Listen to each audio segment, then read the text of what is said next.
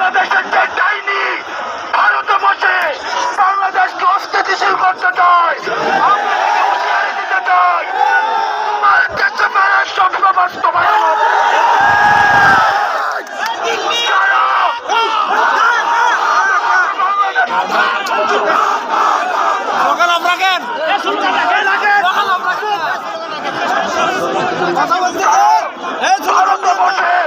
ভারতের ইন্ধনে বাংলাদেশের সার্বভৌমত্ব প্রশ্নের মুখে আপনারা জানতে চান, তাদের প্রশ্নে আমরা এক হাত জায়গায় দিব না।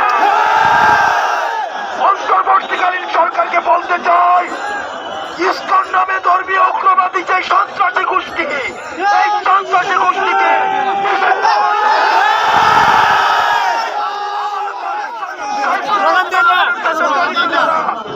তাদের পরিচয় দিবালুকের মতো স্পষ্ট। আওয়ামী সন্ত্রাসী এবং ইসকনের সন্ত্রাসী দিন দুপুরে সেই হত্যাকাণ্ড ঘটিয়েছে, সেই নজির আওয়ামী লীগ ব্যতীত আর কারণে এই ইসকনকে নিষিদ্ধ করতে হবে। আওয়ামী লীগের যেসব সন্ধ্যা গুন্ডা এখনো হচ্ছে রাস্তাঘাটে ঘুরে বেড়ায়, তাদেরকে দ্রুততম সময় গ্রেফতার করতে হবে। আওয়ামী লীগকে বলতে চাই, বাংলাদেশে যে তোমাদের পুনর্বাসনের স্বপ্ন, এই স্বপ্ন কোনদিন বাস্তবায়ন হবে না।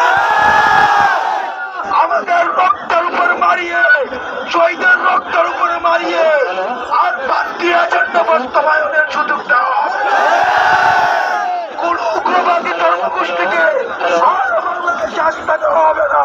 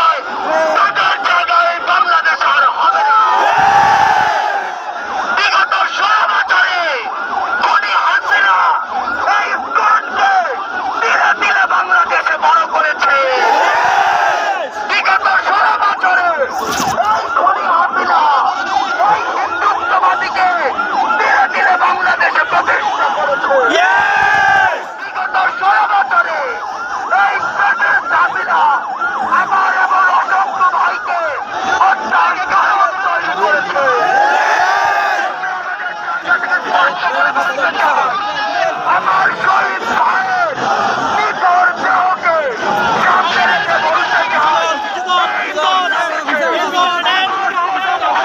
ভাইয়ের গায়ে হাত দেওয়ার পূর্বে আমরা বাংলাদেশ থেকে